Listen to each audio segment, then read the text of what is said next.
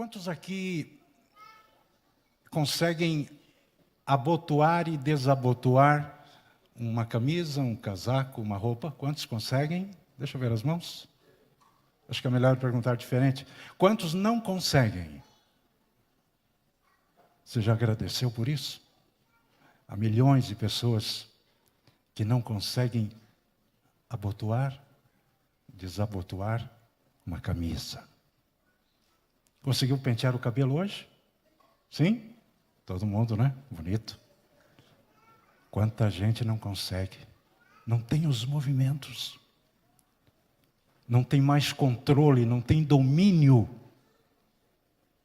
das suas mãos. Não tem.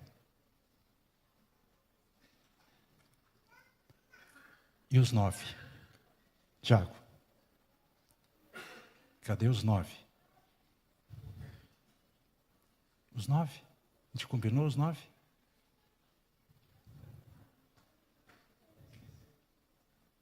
Os 9 esqueceram, sabe? Aí Jesus pergunta, cadê os 9? Cadê os 9? Um voltou para agradecer. E diz o relato que era samaritano. O sol brilhou hoje, está gostosa a temperatura, estamos confortavelmente assentados aqui, mas há tantos que estão reunidos ou já estiveram embaixo de uma árvore, não tem um banco para sentar. Você tem comida para hoje ao meio-dia? Quantos que não tem? Quantos que não tem? Ah, pastor, mas não está bem. Talvez não esteja, porque a vida é assim mesmo. Nós temos altos e baixos. Aí você olha para a pessoa e pensa, ela é uma privilegiada de Deus. Tudo vai bem, mas você não vestiu os calçados desse alguém. Você não sabe as lágrimas que esse alguém já derramou, a luta que, quem sabe, a pessoa que está sentada ao seu lado está vivendo. Você não tem ideia. Não tem ideia. Nossas orações, elas são quase que 100% pedidos. Quando eu sou convidado para fazer alguma semana de oração, e quando o tema é a oração, eu gosto de fazer alguns exercícios com as pessoas que participam. E eu quero começar aqui nessa manhã, fazendo um exercício com vocês. Eu quero pedir para você agora fechar os olhos e orar 1 minuto. 1 minuto. Mas nessa oração, eu não quero que você peça nada. Certo? Combinado? Só agradeça. Se você agradecer, aliás, pedir, no meio dos seus agradecimentos, diz amém e volta lá para o começo da oração. Tá? Pode ser? Tem gente que tem uma dificuldade muito grande. Vamos lá? Fecha os olhos. Vamos agradecer.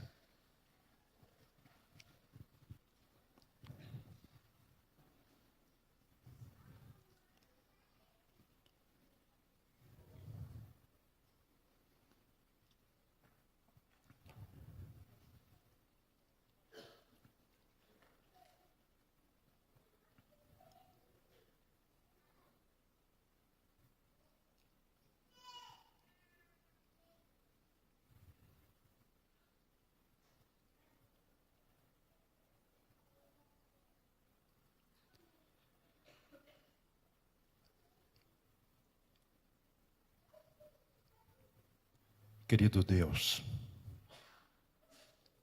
muito obrigado porque o meu coração bate há quase 60 anos. E em nenhum momento ele teve alguma dificuldade ou pensou em parar.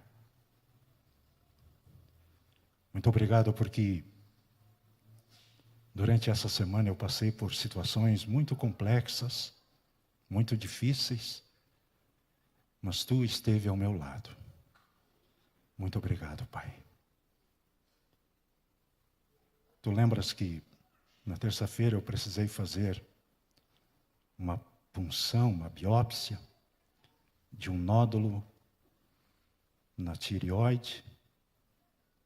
Eu estava preocupado porque não teria anestesia, mas foi tão simples, tão rápido.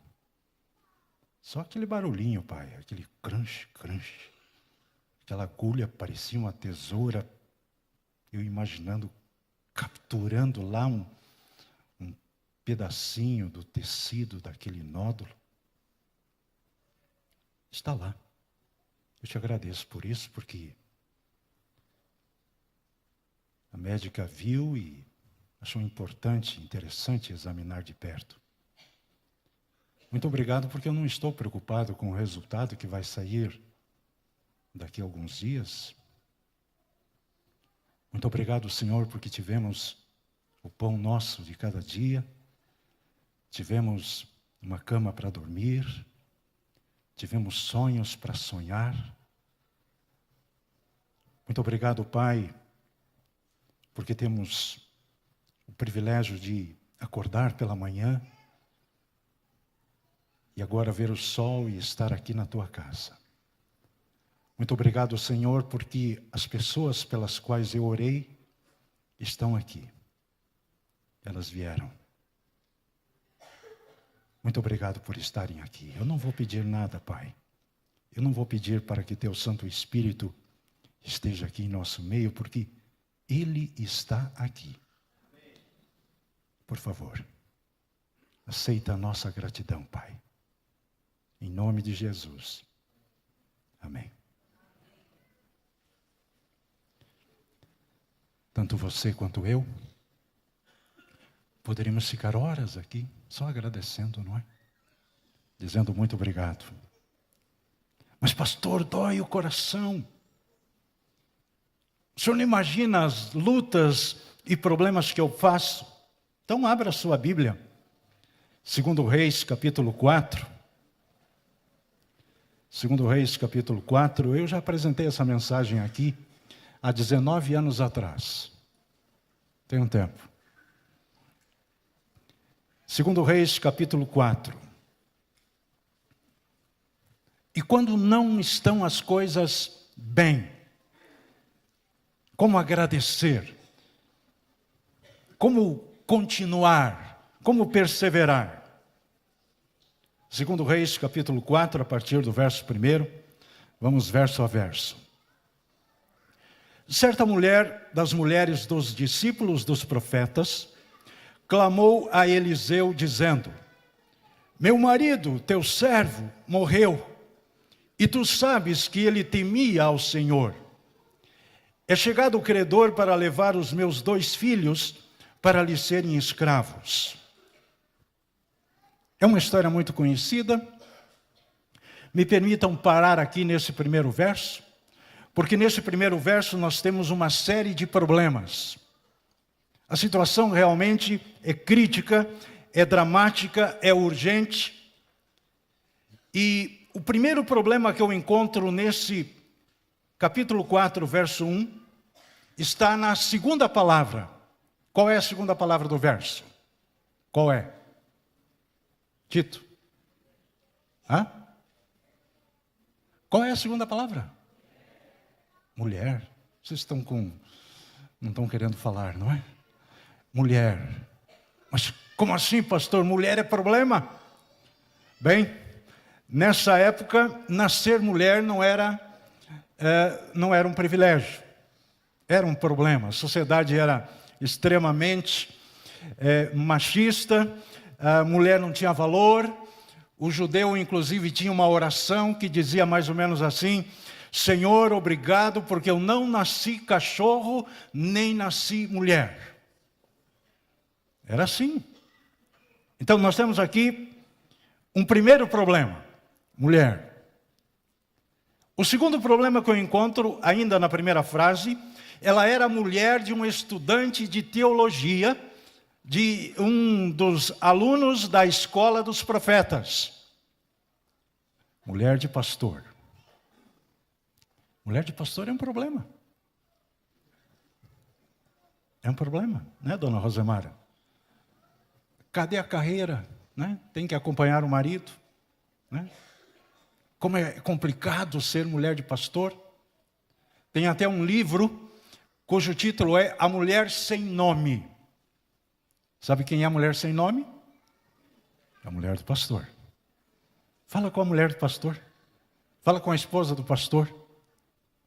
Em alguns lugares, inclusive onde eu fui pastor, me diziam: a esposa do pastor nunca esteve aqui, a gente não sabe nem o nome dela. Né? Estranho, não? Mulher de pastor. Mulher de pastor. Qual outro problema que encontramos aqui? Viúva. Viúva. O marido havia morrido. Viúva. A viúva, mulher não trabalhava fora. A viúva dependia da misericórdia, da bondade, da generosidade das pessoas. Além de ser mulher de pastor, era viúva. Mas para complicar ainda mais o relato, para deixar a situação ainda mais trágica, além de viúva, o marido deixara uma dívida. A dívida é um câncer.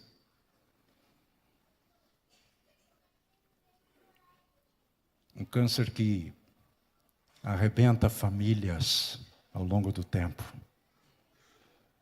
Dívidas. Vamos piorar a situação da mulher aqui?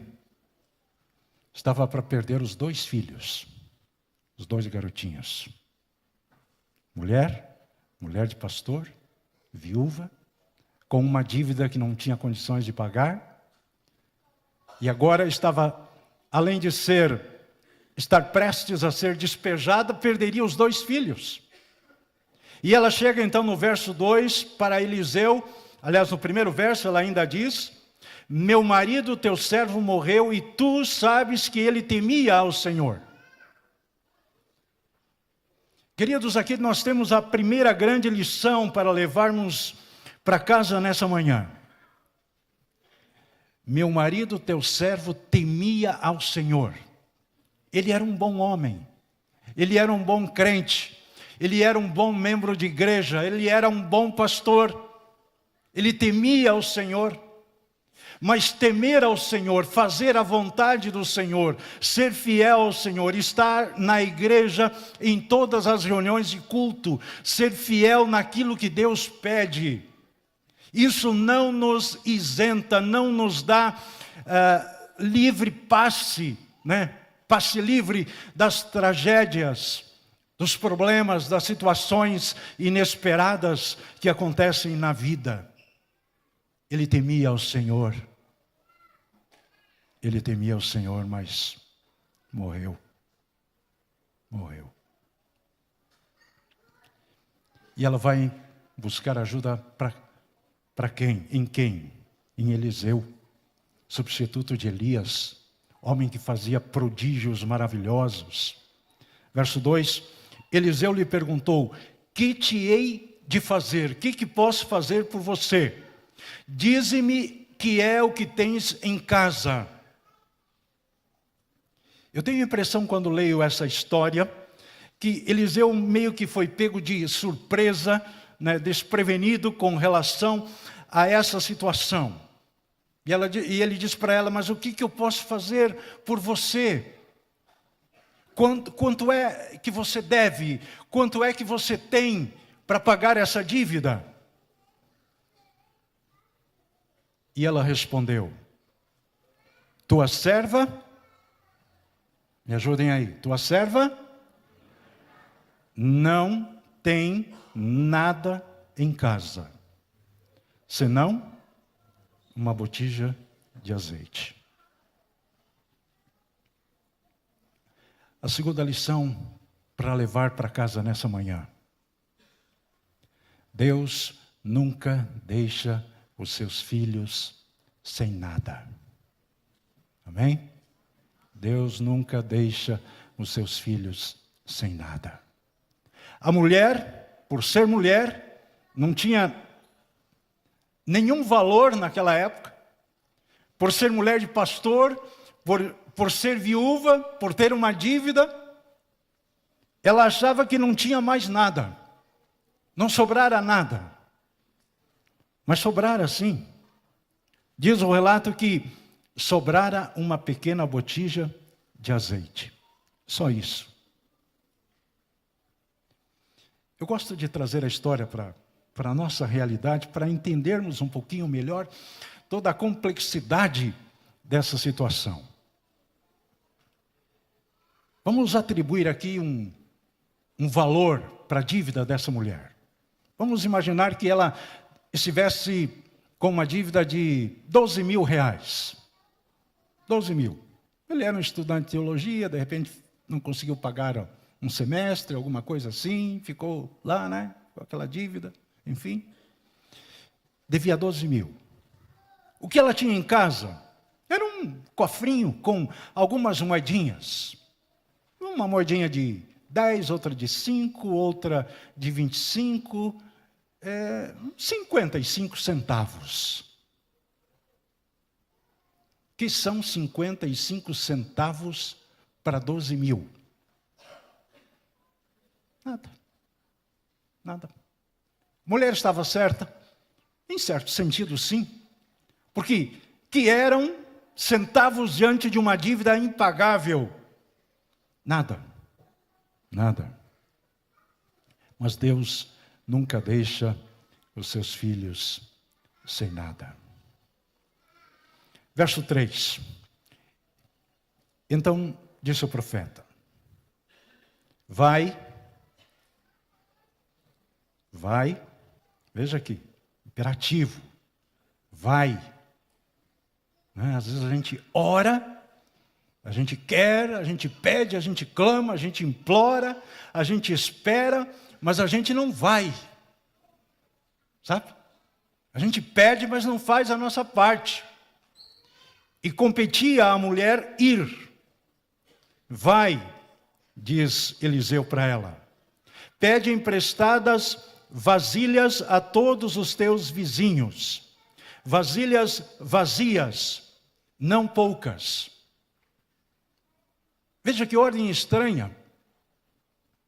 Coloque-se um pouquinho na pele, né, dessa mulher que está endividada, viúva, não tem emprego, está prestes a perder os 2 garotinhos que seriam o futuro sustento dela. Chega para o líder religioso, para o pastor da igreja, para o homem de Deus, e diz: pastor, estou desesperada, vou ser despejada, vou ter que morar embaixo da ponte do rio Paraíba. Vou perder tudo que tenho, os filhos inclusive. E o que diz o pastor? Vai. Vai. Pede emprestadas sacolas de supermercado. Sacolas vazias. Aquelas sacolinhas plásticas. Pede muitas sacolas vazias. O que você diria para o seu pastor? Está louco, não é? Não está batendo bem. Sacolas vazias, vasilhames vazios, não poucos. Mas não poderia ser vasilhames cheios. Ela não poderia abrir o coração diante das suas vizinhas e contar o drama que estava vivendo? Não. Era para pedir algo? Não. Sacolas vazias. Sabe, terceira lição que eu gostaria que você levasse para casa nessa manhã. Que era a bênção de Deus, que era a resposta de Deus às suas orações. Descruze os braços. Levante-se e vá. Faça a sua parte. A parte que nos compete sempre é a mais fácil. O impossível, o difícil é com Deus. Aquilo que está ao nosso alcance deve ser feito. Ah, pastor, estou sem emprego. Eu tenho orado tanto tempo por um emprego. Ok, ótimo. Parabéns.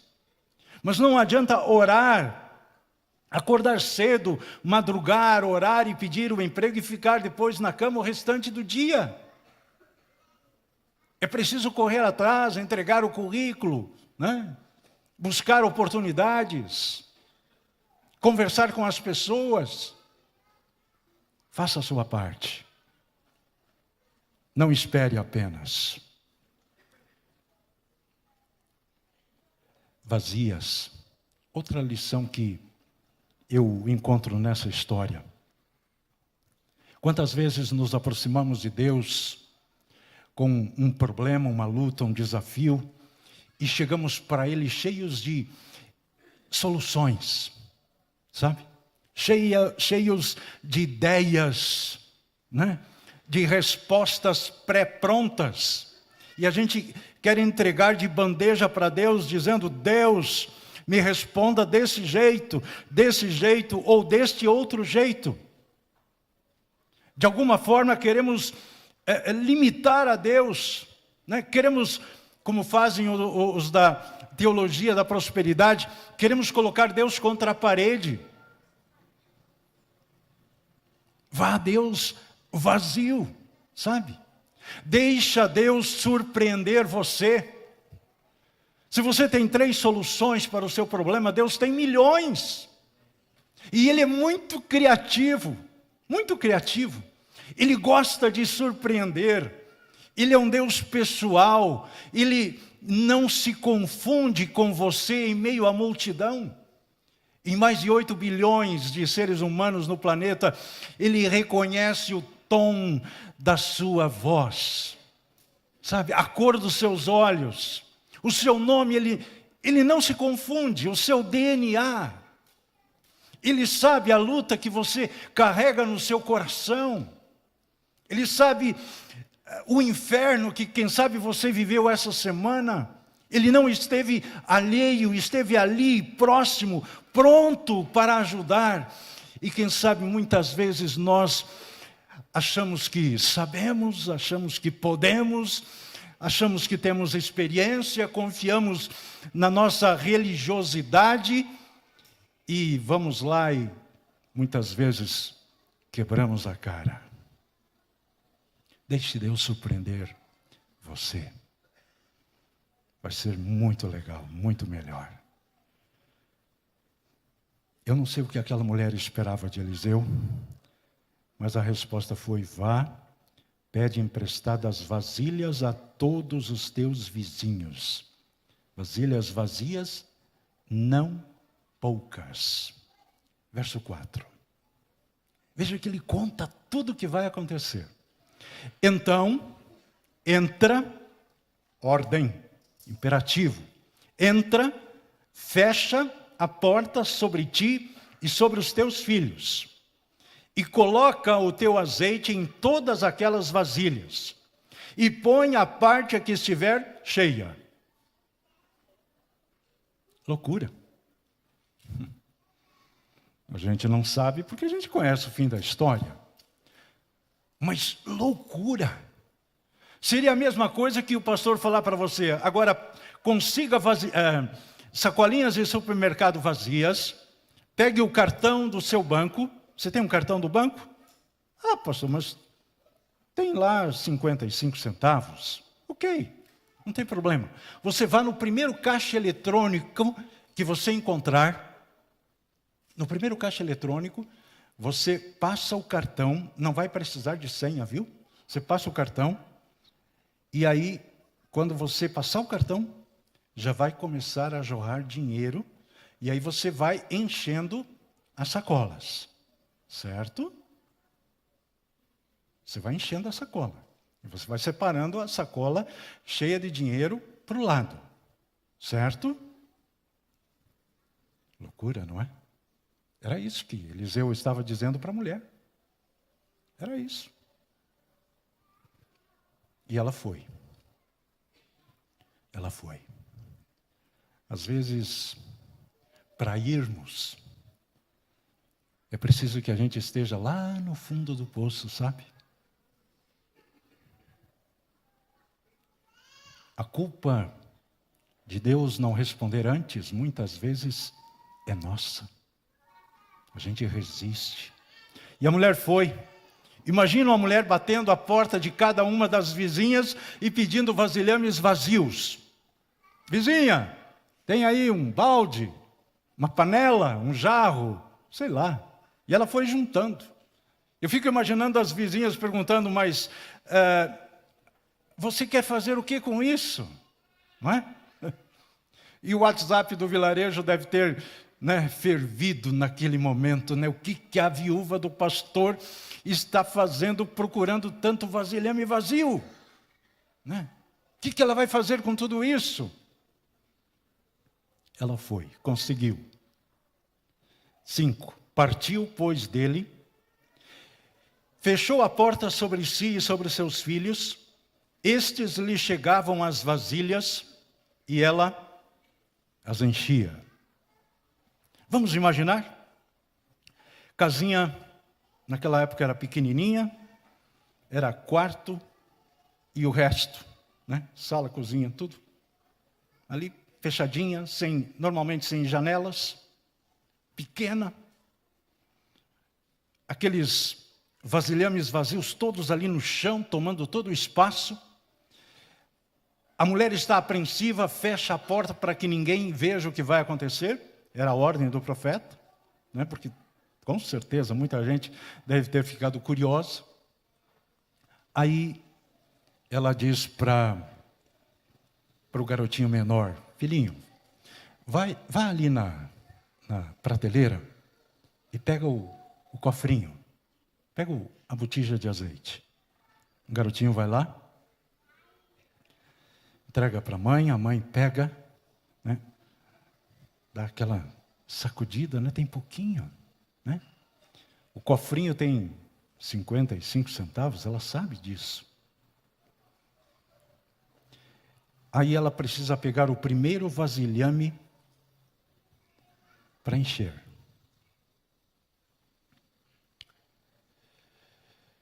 Se fosse você, daquele monte de vasilhames vazios, qual deles você escolheria primeiro? O maior ou o menor? Maior ou menor? Vocês estão divididos. O maior ou menor? Você na história, você pegaria qual? Eu acho que a minha fé é tão pequena que eu pegaria o menor. Eu diria pro garotinho, o menorzinho, dizer: filhinho, traz aquele pequenininho lá, põe aqui na mesa.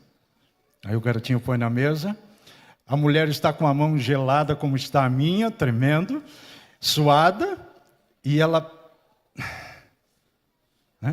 vai entornar, vai virar o azeite dentro do vasilhame. O vasilhame, ela precisou virar bem porque era pouquinho, e o azeite começa a escorrer, e começa a escorrer, e o azeite continua escorrendo.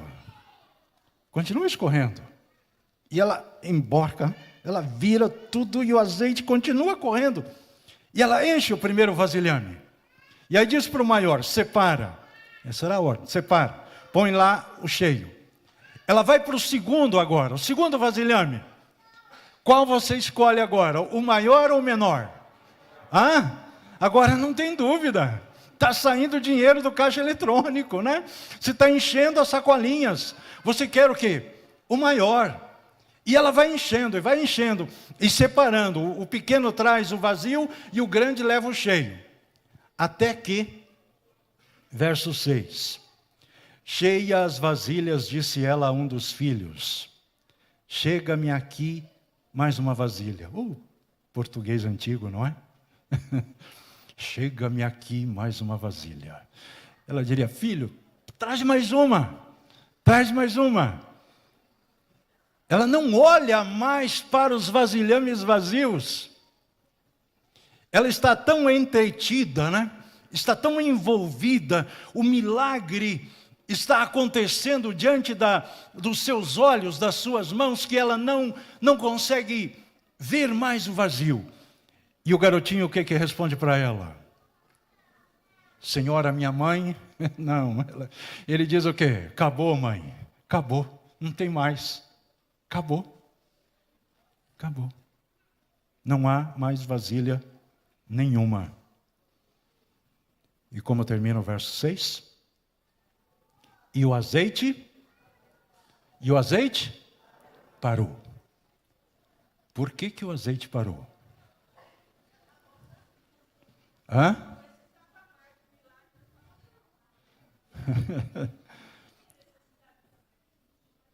Não tinha mais vasilha. Mas por que que o azeite parou? Se tivesse mais 10 vasilhames, teria azeite? Sim. Se ela tivesse conseguido mais 100 vasilhames, teria azeite para mais 100? Sim. Sim. De certa forma, ela mostrou o limite da sua capacidade, né? Ela não conseguiu mais do que aquilo. Mas aquilo que ela conseguiu era o quê? Suficiente. Suficiente. Aí vem o verso 7. Então foi ela e fez saber ao homem de Deus.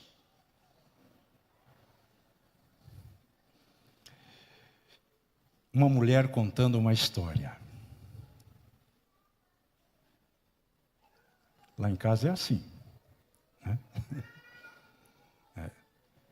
Mulher contando uma história, né?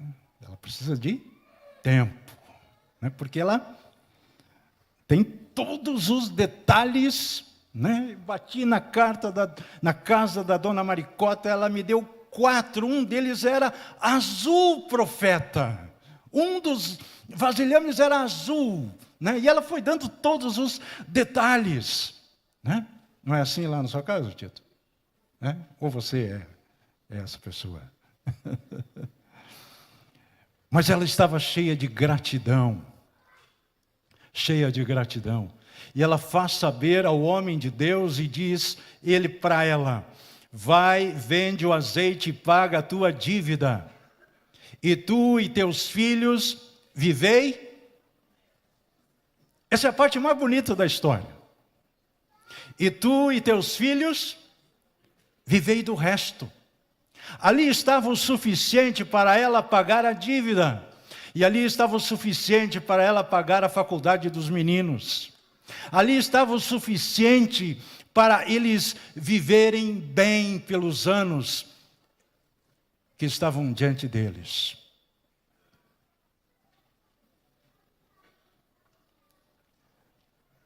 Nessa manhã,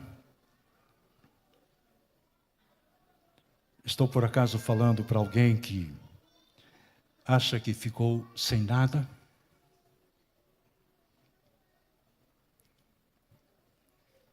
O Deus dessa mulher é o mesmo Deus.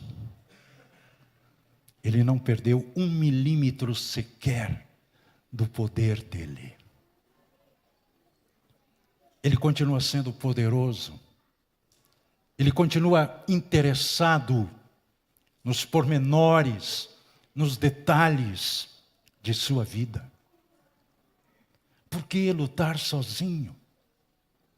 Por que enfrentar as lutas da vida achando que você pode, que você consegue, se você tem ao seu dispor um Deus pessoal interessado em segurar a sua mão, em caminhar ao seu lado, em enxugar as suas lágrimas? Porque somos favelados espiritualmente, se poderíamos ser ricos espiritualmente? Por que oramos tão pouco, quando poderíamos orar muito mais?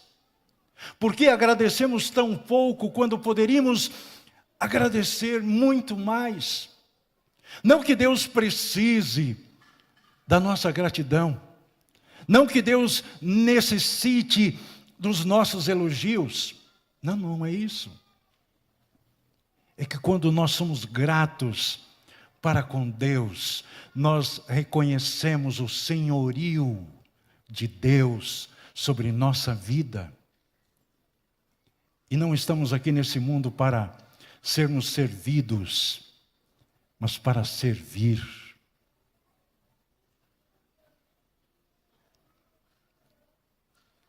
Deus sabe quanto tem na sua conta bancária. Deus sabe quantos boletos estão atrasados.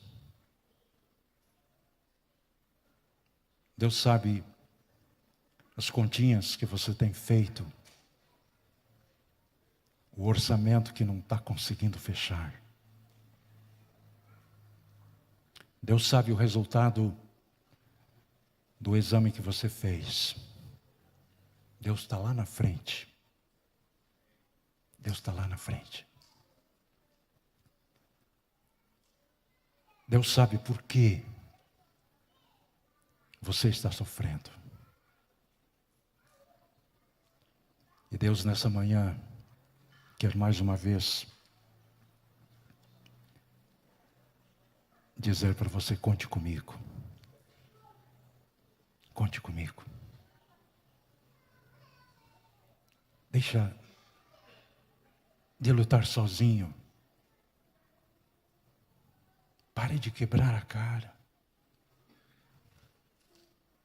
Esqueça essa religiosidade, essa vida cristã de aparência. Vá, né? Faça a sua parte. Conheça-o. Ele quer você na casa dele. E você também quer, mas como ir para a casa dele se você não o conhece? Sabe, se eu perguntasse aqui quantos querem ir para o céu, todos levantariam a mão. Mas nós realmente o conhecemos. O segredo do Evangelho é o conhecimento, é o tempo que nós passamos em comunhão. Não apenas falando, não apenas pedindo, não apenas agradecendo, mas permitindo que Ele dirija a nossa vida, que Ele seja o primeiro. Sabe, é tão difícil você ter um carro novo e dar para outra pessoa dirigir e ir para o banco do carona, não é? Mas na vida cristã, você precisa dar o controle da sua vida para Jesus, dar o volante para Ele. Senhor, está aqui o carro da minha vida. Está aqui a minha vida, Senhor. Assuma o volante. Deixa eu ir para o banco do carona.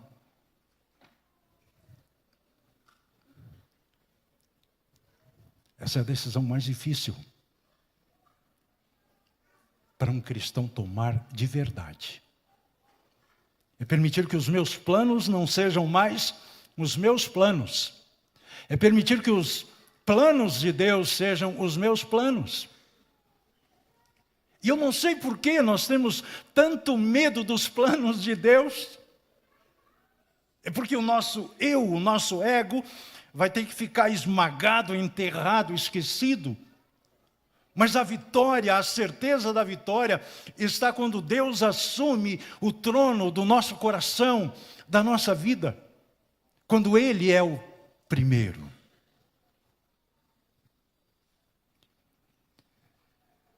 O quarteto Atalaia vai cantar e nós vamos depois orar.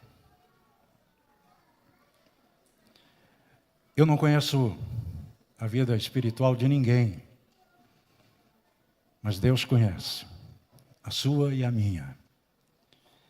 E enquanto ouvirmos o quarteto cantar, que tenhamos um único sentimento no coração, um único desejo, uma única decisão.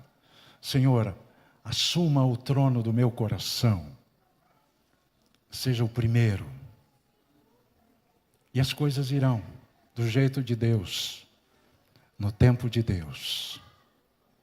O azeite multiplicar-se-á. Amém.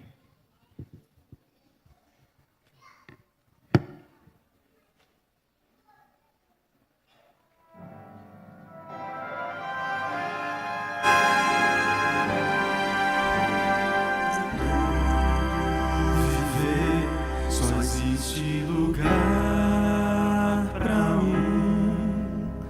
lugar de quem governa todo o ser. No trono do viver só pode haver um Senhor. Se forem dois, um será amado e outro rejeitado. Vem, decide agora quem vai ocupar seu coração. Mas lembre, se ele não for o primeiro em seu coração, então já não é mais nada, não passa de uma ilusão. Mas se ele for o primeiro, o seu companheiro, motivo do seu existir, você vai viver, você vai sorrir, você vai vencer.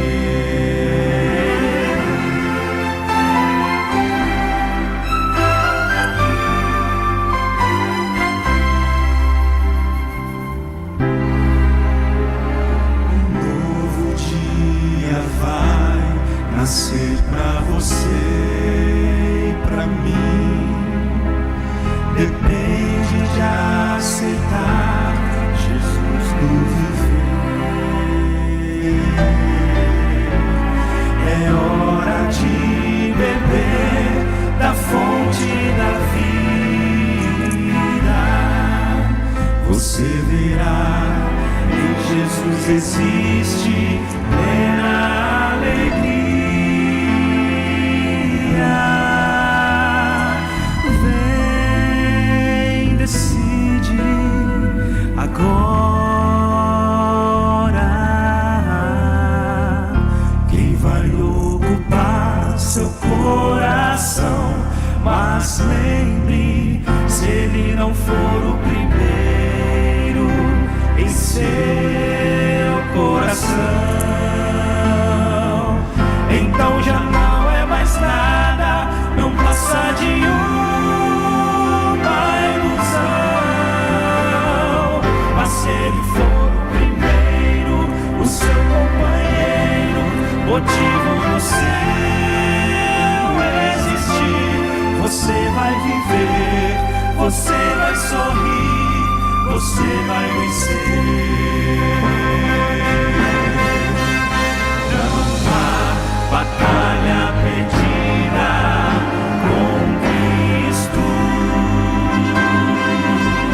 Ele mesmo triunfou lá na cruz.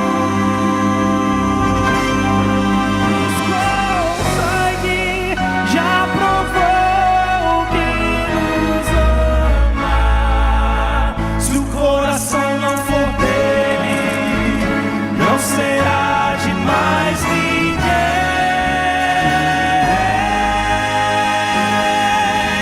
Se ele não for o primeiro em seu coração,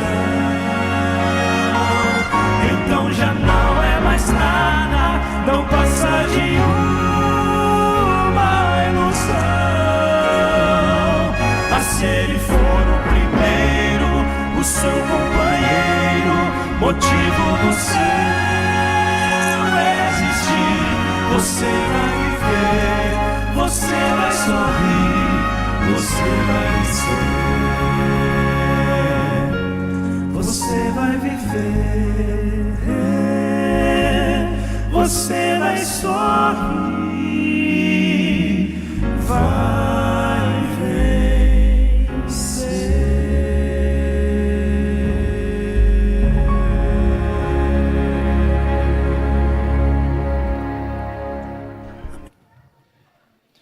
Vamos orar. Querido Pai, muito obrigado pelo tempo que passamos em Tua casa de oração nessa primeira parte. Muito obrigado pela leitura da Tua palavra. Muito obrigado porque a exortação que aqui ouvimos nessa manhã, ela vem mexer com a nossa experiência religiosa. E não queremos, Pai, terminar essa semana de oração apenas como sendo mais uma em nossa trajetória de membro de igreja. Mas que, depois de ouvirmos tantas mensagens poderosas, possamos viver, experimentar a alegria de ter Jesus ocupando o primeiro lugar no trono de nosso coração. Mesmo que a gente relute, Pai, mesmo que tenhamos desconfiança muitas vezes, mesmo que em alguns momentos nós não queiramos deixar, por favor, Senhor, ocupe o trono do nosso coração. Pegue o controle, Pai. Assuma o volante. Dirija a nossa vida. Muito obrigado porque a Tua palavra garante que nunca ficamos sem nada. Muito obrigado. Continue ao nosso lado. Dirija a nossa vida por Jesus. Amém.